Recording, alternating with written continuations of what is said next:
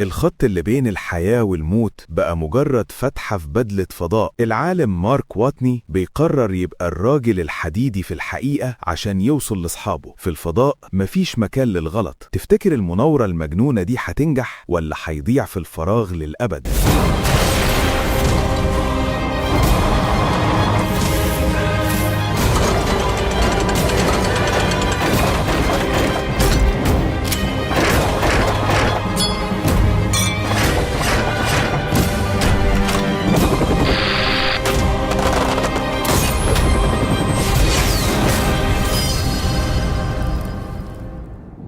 في سنة 2035 طاقم المركبة هيرمس بيوصلوا للمريخ في رحلة استكشافية مدتها 31 يوم مريخي. في اليوم ال18 وهم بيستكشفوا منطقة اسمها أسيداليا بلانيتيا، عالم النبات مارك بيجمع عينات عشان يحللها كيماويا. وفي اللحظة دي مسؤولة التشغيل بث بتستقبل تحذير من الكمبيوتر بوجود عاصفة ترابية، وبتبلغ الطاقم إنهم لازم يرجعوا بسرعة للسكن بتاعهم اللي مسميينه الهاب. وهم بيراقبوا السحب وهي بتقرب، مارك وعالم الكيمياء أليكس شايفين إنهم ممكن يستنوا لحد ما تعدي، بس القائدة ميليسا بتتوقع إنها هتكون مدمرة جدا وبتؤمر الكل بالإخلاء. أول ما الكل لبس البدل بتاعتهم فتحوا باب السكن والعاصفة خبطت فيهم بقوة. بدأوا يحاولوا يمشوا بصعوبة ومارك وقف في آخر الطابور عشان يقفل الباب. العاصفة كانت ممكن تقلب مركبة الصعود بتاعتهم MAV في أي وقت، فكان لازم يستعجلوا، رغم إن مارك كان شايف إنهم ممكن يثبتوها بالكابلات من العربية. وفجأة الطبق بتاع القمر الصناعي طار من مكانه والكل وطى عشان يفاديه، بس للأسف مارك ما كانش سريع كفاية والطبق خبط فيه. وهو مارك بيطير في الضلمة، الكمبيوتر استقبل تحذير بوجود قطع في البدلة بتاعته، ما عرفوش يلاقوه على الرادار ومفيش أي إشارة لعلاماته الحيوية. ميليسا بعتت باقي الطاقم للمركبة وفضلت هي تدور عليه شوية كمان. الجراح كريس وضح إن بوجود قطع في البدلة فأكيد مارك بقى ميت دلوقتي، ده غير إن العاصفة بدأت تهز المركبة وهتقلبها. ما كانش قدام ميليسا حل غير إنها تطلع مع زمايلها وتدي أمر الإقلاع. المركبة سابت المريخ والطاقم كان في قمة الحزن على صاحبهم اللي فقدوه. وفي نفس الوقت مدير ناسا تيدي طلع في مؤتمر صحفي عشان يعلن إن فريق المريخ راجع من غير واحد من الرواد. لكن على المريخ العاصفة خلصت، وأخيرا مارك فاق على صوت تحذير من البدلة إن مستوى الأكسجين وصل لمرحلة الخطر. حتة معدن من الطبق كانت موصولة بسلك خرمت البدلة، بس في نفس الوقت سدت الخرم، وده السبب إنه لسه عايش. بعد ما قطع السلك مارك جري على السكن وبوجع شال السيخ المعدني، بس فضل فيه حتة جوه. استخدم ملقاط عشان يشيل القطعة دي قبل ما يقفل الجرح. بعدها فتح الكمبيوتر وبدأ يسجل فيديوهات باللي حصل عشان لو مات. وبما إن الأنتنة اتكسرت فما عندوش أي وسيلة يتواصل بيها مع ناسا، والرحلة اللي جاية للمريخ هتكون بعد 4 سنين، وهو مش شايف إنه هيقدر يعيش لحد الوقت ده. في الوقت اللي كان فيه عاصفة تانية بره، مارك قضى أغلب اليوم بيريح، بس بعد كده زهق. بدأ ينظف السكن ويحط حاجة أصحابه في صناديق وعليها أساميهم. لما شاف صورهم كلها قرر إنه مش هيموت هنا. الصبح نظم كل الأكل اللي عنده بما فيهم الأكل اللي كانوا شايلينه لعيد الشكر، وكان فيه شوية بطاطس جات له منها فكرة. بما إنه عالم نبات بدأ يشتغل على إنه يعمل صوبة زراعية جوه السكن باستخدام تراب المريخ وفضلات الحمام بتاعة الطاقم كسماد. زرع البطاطس كلها بس كانت محتاجة مية كتير عشان تكبر، ولحسن الحظ كان عنده الأدوات والقطع اللي يعمل بيها جهاز يحرق بقايا وقود الصواريخ ويحوله المية. أول مرة شغل فيها المكنة ولعت نار، فكان لازم يصلح حساباته قبل ما يجرب تاني وهو لابس لبس وقائي. المرة دي اشتغلت تمام وبقى عنده مية لنفسه وللجنينة بتاعته. ومع مرور الأيام مارك فضل يشتغل بجد وبيسجل كل حاجة في فيديوهات يومية، بيهتم بالجنينة وبيعمل صيانة للألواح الشمسية بره. وفي اليوم 54 كان في قمة سعادته لما اكتشف إن الزرع بدأ يطلع فعلا على الأرض. مدير مهمات المريخ فينسنت قال لتيدي إنهم لازم يجهزوا الرحلة جديدة بدل ما يستنوا 4 سنين بما إن الرحلة الأخيرة ما كملتش. تيدي ما بيوافقش وبيقول إنهم لو بعتوا سفينة دلوقتي هيعرضوا جثة مارك قدام الناس وده مش هيعجبهم، بس فينسنت بيوضح إنهم ممكن يستخدموا بيستخدموا ده لمصلحتهم لو صوروا المهمة على إنها رحلة لاستعادة الجثة على خاطر أهله. بعدها بدقايق في مركز تكساس للفضاء موظفة بتستلم رسالة من فينسنت بيطلب منها تدور في إحداثيات معينة على المريخ. بتستخدم القمر الصناعي عشان تتأكد، وبتتصدم لما تلاقي إن في تغييرات حصلت عند الهاب. بعد مكالمة طوارئ، تيدي وفينسنت ومديرة الإعلام آني بيجروا على المركز عشان يشوفوا بنفسهم، وبيستنتجوا إن مارك لسه عايش. بيبدأوا يتخانقوا هيتصرفوا إزاي، لأن الناس مش هتاخد الموضوع ببساطة لما يعرفوا إنهم سابوا رائد فضاء وراهم. ده غير إن الطاقم أكيد هيحس بالذنب. تيدي شايف إن مارك مش هيعيش من غير أكل، وفينسنت قلقان من حالته النفسية لأنه أكيد فاكر إن أصحابه تخلوا عليه. تاني يوم تيدي بيطلع في مؤتمر صحفي يعلن إن مارك عايش، بس ما بيقدرش يرد على أي أسئلة لأنه لسه ما عندوش معلومات كفاية، والطاقم لسه ما يعرفش أي حاجة عن الموضوع ده. في اليوم ال70 مارك بيقرر إنه لازم يفكر للمدى البعيد. الفريق اللي هيوصل بعد 4 سنين هينزل على بعد 3200 كيلومتر من مكانه، فلازم يلاقي طريقة يروح هناك. أول مشكلة هي العربية الروفر الوحيدة الشغالة، واللي بتمشي 35 كيلومتر بالكتير وبعدين لازم تنشحن. والمشكلة التانية إن الرحلة هتاخد 50 يوم، يعني هيعيش في العربية بأقل وسائل إعاشة. بإنه ياخد قطع من العربية اللي اتدمرت في العاصفة، مارك بيقدر يضاعف عمر بطارية العربية الشغالة. بيجربها في نص الليل وبيلاحظ إن الجو بيبقى برد جدا، بس لو شغل الدفاية هتسحب البطارية بسرعة. لما بيرجع الهاب بيقرر إنه لازم يحفر ويطلع المولد الحراري اللي شغال بالنظائر المشعة، ودي مهمة خطيرة جدا لأنه مليان بلوتونيوم. بيشتغل بحذر وبيقدر يطلعه من غير حوادث ويوصله بالعربية. على الأرض فينسنت بيطلع في مؤتمر صحفي يوضح نشاط مارك بما إن صور الأقمار الصناعية بقت علنية. بيشرح إن مارك غالبا عايز يروح لموقع الهبوط الجاي، بس لو ناسا عرفت تتواصل معاه هيقولوا له يستنى لحد ما ينقذوه. بعدها تيدي بيزعق له عشان قال كده قدام الكاميرات، وهم لسه مش عارفين هل إنقاذه ممكن أصلا ولا لا. تيدي بيطلب يبعت مسبار إمدادات للمريخ، والفريق بيقول له إن بناؤه وشحنه هياخد 9 شهور، بس تيدي بيأمر الكل يشتغل وقت إضافي ويخلصوه في 3. مدير الرحلة ميتش بيصمم إنهم لازم يبلغوا الطاقم باللي حصل، بس تيدي بيرفض لحد ما يتأكدوا إن إنقاذ مارك مضمون. في اليوم ال79 مارك أخيرا بيحصد البطارية اللي طلعت، بيزرع الصغيرين تاني وبيشيل الكبار عشان أكله. بعدها بيبص على الخريطة وهو بيحاول يلاقي حل لمشكلة الاتصالات، وتجيله فكرة. بيركب العربية وبيمشي لمسافة في اتجاه خلى فينسنت يستغرب في الأول، بس بيفرح جدا لما بيبص هو كمان على الخريطة ويفهم مارك رايح فين. بعدها بشوية مارك بيفضل يحفر في الرمل عشان يطلع مسبار باث فايندر اللي فقدوا الاتصال بيه سنة 1997. بيحطه على العربية وبيرجع بيه الهاب ويبدأ يشتغل على تصليحه. في نفس الوقت فينسنت بيجري يقابل فريق الهندسة وبيطلعوا النسخة المطابقة لباث فايندر عشان يبرمجوا الاتصال. وأخيرا الجهازين بيوصلوا لبعض وفريق الأرض بيستلم صور من المريخ. مارك بيجري يحط يافطة يسألهم شايفيني، ومعاها يافطتين أيوة ولا. الفريق بيحرك الكاميرا ناحية أيوة ومارك بيحتفل. دلوقتي لازم يلاقي طريقة يفتح بيها مواضيع علمية معقدة بمجرد كاميرا ويافطات. بياخد كمبيوتر بث وبيطلع جدول فيه رموز بأرقام وحروف وبيوزعها حوالين الباث فايندر باستخدام اليافطات تاني. مهندسين ناسا لقطوا الفكرة بسرعة وعملوا نفس الخطوات في المعمل عندهم، وأول ما كل حاجة بقت جاهزة الطرفين بدأوا يبعتوا رسائل لبعض. مارك حكى لهم ازاي عاش وأكد إن اللي حصل ما كانش غلطة الطاقم. بعدها ناسا بدأت تبعت له تعليمات ازاي يهكر العربية الروفر عشان تقدر تتواصل مع باث فايندر عن طريق تعديل تردد البث. مارك نفذ كل كلمة بالظبط، وبعد شوية استلم رسالة من فينسنت بيقول له إنهم متابعينه والعالم كله بيشجعه، ووعدوا إنهم شغالين على خطط لإنقاذه وهيبعتوا له مهمة إمدادات عشان يأكلوه. ولما مارك سأل عن الطاقم بتاعه فينسنت اضطر يشرح له إنهم لسه ما قالوا لهمش إنه عايش عشان عايزينهم يركزوا في رحلة رجوعهم. مارك ما كانش مبسوط، ومن غيره بدأ يبعت شتايم كتير بوظت البث العالمي. تيدي اضطر يكلم المسؤولين الكبار ويقنعهم إن مارك عمل كده بسبب الضغط العصبي، بس ميتش قدر يقنعه يتصل بالطاقم من ورا ظهر فينسنت. عدى 4 شهور من ساعة ما سابوا المريخ، والفريق اتفاجئ برسالة فيديو ليهم كلهم. الرواد اتجمعوا قدام الشاشة وشافوا فيديو ميتش وهو بيقول لهم الخبر الكبير، وزي ما توقعوا الكل حس بالذنب إنهم سابوا مارك. في اليوم ال128 مارك حكى في اليوميات بتاعته إزاي ناسا عمالة تسأل على أتفه الحاجات وعايزين يتحكموا حتى في زرعه كأنه مش عارف بيعمل إيه. ده غير إنه استلم إيميلات كتير، منها واحد من الرئيس وآخر من جامعته قالوا له إنك لما تزرع في مكان فإنت كده احتليته رسميا. فمارك أعلن إنه احتل المريخ. خلال التواصل اللي بعده ناسا طلبت منه يتصور، وآني اتنرفزت لأنه حاول يهزر بدل ما يعمل حاجة تليق بالصحافة. تيدي قلعها تنشر الصورة مع إعلان بعت الإمدادات ليه بعد 9 شهور. الأكل مفروض يكفيه لحد وقته، بس تيدي كان قلقان إن حاجة تبوظ. في ليلة مارك خلص صيانة بره ورجع الهاب، بس حصل عطل في الضغط عمل خرم في الحيطة. فجأة حصل انفجار صغير وغرفة تعديل الضغط طارت من مكانها وقعدت تتدحرج لحد ما اتحطمت. مارك نجي بس كان في قطع في بدلته والأكسجين بيهرب. استخدم اللزق عشان يسد كل التشققات وصلح البدلة في آخر لحظة. لما رجع السكن اتصدم إن الانفجار حرق كل زرعه. لم شوية إمدادات وراح يقضي الليل في العربية، وهناك قعد يصرخ من الخنقة قبل ما يبعت للأرض. في ناسا فينسنت بلغ الباقيين إن الأكل اللي فاضل يكفي مارك حوالي 200 يوم. تيدي طلع أوامر فورية إن الكل يسرع الشغل في مسبار الإمدادات، وعشان يلهوه ناسا وصلت إشارة مارك بالمركبة هيرميز وبقوا يقدروا يبعتوا لبعض رسائل. الصبح مارك نظف الجنينة وقفل الفتحة بتاعة الانفجار. بالليل حاول يقسم البطاطس اللي فاضلة، بس صوت العاصفة بره زاد من توتره. على الأرض عالم الديناميكا ريتش كان بيناقش مدة رحلة المسبار مع زميله، وعمل هزار على إن مكان الأرض والمريخ مش مظبوط، وده ألهمه بفكرة. وفي الوقت ده تيدي عمال يدور على أي طريقة يوفر بيها الوقت عشان يخلصوا بسرعة. في اليوم 154 مارك قلل وجباته للأدنى وخلطها بالمنشطات. بعد 4 أسابيع المسبار بقى جاهز، والكل في ناسا اتجمع يتابع الإطلاق. في الأول الموضوع كان ماشي تمام، بس بعد شوية اكتشفوا اهتزاز مفاجئ، وفي دقايق المسبار انفجر. النفسية في الأوضة نزلت للأرض، وكانت مهمة فينسنت الصعبة إنه يبلغه لما سأل عن الأخبار.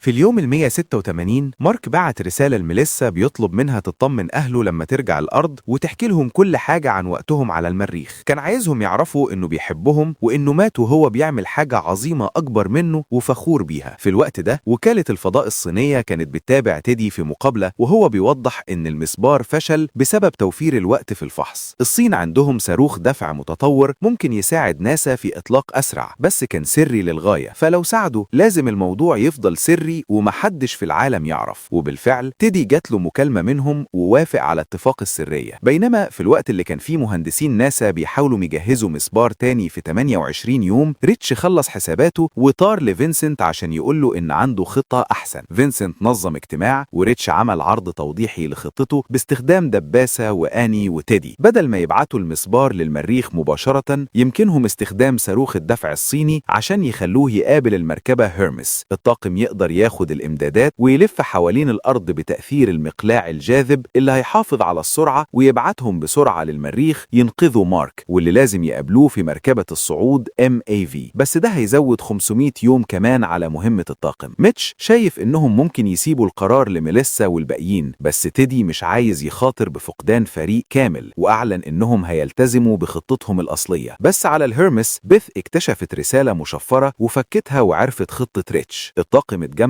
يناقشوا يعملوا ايه، وميليسا فكرتهم بالعواقب. مش هيشوفوا اهلهم لسنة كمان، وده كأنه تمرد عسكري وهيتحاكموا بسببه. ده غير ان لفة المقلاع ممكن تفشل وتقتلهم كلهم. بس الطاقم ما ترددش وصوت كلهم بالموافقة. في ناسا استلموا رسالة من بث فيها هزار بخصوص ريتش قبل ما يلاحظوا ان الهيرمس بتطير بره المسار المحدد. تيدي ما كانش قدامه حل غير انه يبعت آني تكلم الصحافة بالخطة الجديدة، وخمن ان ميتش هو اللي سرب المعلومات وقال له انه هيضطر يستقيل بعد المهمة دي. في اليوم 219 بدأ مارك يعدل العربية لأنه هيحتاج يشيل حاجات كتير عشان يعيش طول الرحلة للفوهة اللي فيها مركبة الصعود التانية. ناسا عملت نفس التجارب عندهم وبعتونه كل التحديثات. العلماء الصينيين جو مكاتب ناسا يشتغلوا على صاروخ الدفع رغم مشاكل التواصل بسبب اللغة والثقافة. طاقم الهيرمس كلموا أهلهم يعرفوهم إنهم هيستنوا 500 يوم كمان. وأخيرا العربية بقت جاهزة ومارك جربها لحد لحد ما اتأكد إن كل حاجة تمام، والصاروخ الجديد اتجرب بنجاح والمسبار انطلق من غير مشاكل. الهيرمس قابلته قريب من الأرض والطاقم ربطوه بالسفينة. بعد 7 شهور مارك أخيرا استعد للرحيل، سجل آخر يومياته وقفل كل الأنظمة في الهاب. بعدها علم على اليوم المتوقع من على الحيطة ومضى اسمه قبل ما يركب العربية. كان قدامه رحلة طويلة وكان لازم يقف بانتظام يشحن العربية بالألواح الشمسية اللي أخدها من السكن. كان بيستغل اللحظات دي يتأمل المناظر الطبيعية ويفكر نفسه إنه أول بشري يزور الأماكن دي. في اليوم ال 517 ميتش والمهندسين اكتشفوا مصيبة. الهيرمس مش هتقدر تدخل مدار المريخ لأن ده هيخليهم من غير وقود كفاية للرجوع، ومركبة الصعود بتوصل بس للمدار المنخفض، فمارك هيحتاج يطلع بسرعة رهيبة عشان يهرب من الجاذبية. وعشان يحققوا ده كان لازم يخلوا المركبة أخف ب5000 كيلو جرام. ميتش شايف إنهم ممكن يشيلوا حاجات زي الكراسي ولوحات التحكم وحتى بعض أنظمة النجاة. مارك هيضطر يلبس البدلة بتاعته عشان يتنفس، وطاقم الهيرمس هيسوق المركبة بالريموت من غير أي اتصالات احتياطية. والموضوع بقى أسوأ لما قرروا يشيلوا غرفة تعديل الضغط والشبابيك ويغطوا وش المركبة بقماش تايل أو خيمة بدلها. في ريسك كبير جدا إن المهمة تفشل، بس مفيش أي حل تاني. لما بعتوا الخطة لمارك رد عليهم بكلمة خارجة من كتر جنان الفكرة. في اليوم ال 538 مارك وصل أخيرا للفوهة وسجل آخر يومياته وهو بيهتف ضد جنان الخطة دي، بس اعترف إن عجبه لقب أسرع راجل في تاريخ السفر للفضاء. بدأ يشتغل على التعديلات وشال كل قطع المركبة لحد ما بقت على الحديدة وغطى الفتحة بالقماش التيل. في اليوم ال 560 ميليسا رجعت الخطة مع الطاقم ووزعت المهام على كل واحد عشان تتأكد إن كل حاجة تمام، والكل كان مستعد ينط من الهيرمس ورا صاحبهم لو حصل أي غلط. تاني يوم مارك أكل آخر حاجة في مخزون أكله وساب رسالة لرائد الفضاء اللي ممكن يلاقي العربية في المستقبل بيوصيه يهتم بيها لأنها أنقذت حياته. على الأرض الناس بدأت تتجمع قدام مبنى ناسا وفي شوارع المدن الكبيرة حول العالم عشان يتابعوا مهمة الإنقاذ. بعد ما مارك حلق دقنه وقص شعره لبس البدلة وركب المركبة أخيرا، وبما إن الهيرمس بقت قريبة كفاية قدروا يتكلموا مع بعض بالصوت بدل الرسايل، ومارك عيط وهو بيشكر صحابه إنهم رجعوا عشان ياخدوه. ميليسا بدأت العد التنازلي والMAV طارت من غير أي مشاكل في الأول، بس بعد كام دقيقة طيران القماش التقيل طار والضغط اتغير جوه الكابينة، وده خلى مارك يدوخ لحد ما أغمى عليه. الطاقم قفل المحرك بالريموت واكتشفوا إن المركبة خلصت وقود وبقت أبعد من السفينة الأصلية بمسافة أكبر من اللي كانوا مخططين لها. الطاقم كان ممكن يصلح ده باستخدام وقود الطوارئ، بس ده هيخلي سرعتهم تبقى عالية جدا على إنهم يقابلوه. في اللحظة دي مارك فاق وقال لهم إنه تمام لو ما حسبناش ضلوعه اللي اتكسرت. لما عرف بالمشكلة اقترح خطة جديدة، إنه يخرم البدلة بتاعته ويستخدم الهواء اللي طالع كأنه محرك دفع عشان يطير ناحية الهيرمس. كانت خطة مجنونة بس ألهمت ميليسا بفكرة شبهها، إنهم يفجروا غرفة تعديل الضغط بتاعتهم والهواء اللي هيخرج هيديهم الدفعة اللي محتاجينها. الموضوع كان خطير جدا بس ما كانش فيه حل غيره، فميليسا كلمت أليكس يبدأ يجهز قنبلة، وباستخدام مواد من السفينة والسكر أليكس عمل قنبلة أقوى من الديناميت. كريس ثبتها على الباب قبل ما يبعد، وفي غرفة القيادة الحسابات بينت إنه لسه هيفضل فيه فرق بسيط في المسافة، فميليسا أعلنت إنها هتخرج لبره بنفسها ولبست بدلتها بسرعة. ولما القنبلة انفجرت أخيرا الباب اتدمر وعمل الدفعة المطلوبة. أول ما الهيرمس بقت قريبة من مركبة الصعود كريس ربط ميليسا بالحبل عشان تخرج في الفضاء تنقذ مارك، وللأسف الحبل ما كانش طويل كفاية، فمارك نفذ فكرته المجنونة، خرم البدلة والهواء بدأ يزقه في كل حتة. قعد يحاول يسيطر على نفسه لحد ما طار بره المركبة، وبمساعدة الطاقم في الحسابات ميليسا صلحت مسارها وحاولت تمسك مارك وهو بيعدي من جنبها، بس كان سريع جدا وإيديهم خبطت في بعض. بس لحسن الحظ قدر يمسك في الحبل وميليسا بدأت تسحبه لحد ما تقابلوا أخيرا. الطاقم سحبهم لجوه وبلغوا الأرض إن المهمة نجحت، والعالم كله احتفل بالخبر. بعد ما مارك خلص فترة النقاهة وبقت صحته تمام بقى مدرب نجاة لرواد الفضاء الجدد، وبعد 3 سنين مهمة جديدة للمريخ انطلقت بنجاح. مهما كانت الظروف ضدك ذكائك وإصرارك هم اللي هيخلوك تعدي المستحيل. النجاح ما بيجيش بالصدفة، بيجي للي بيقرر يحل مشكلة ورا التانية من غير ما ييأس. مارك رجع الأرض بسلام، والمريخ بقى عليه ذكرى بطل ما استسلمش. لو القصة دي ألهمتك ما تنساش تعمل لايك وتشترك في القناة عشان تتابع معانا ملخصات تحبس الأنفاس مع عراب الأفلام. وقول لنا في التعليقات لو كنت مكان مارك كنت هتقدر تعيش 560 يوم لوحدك على كوكب ميت؟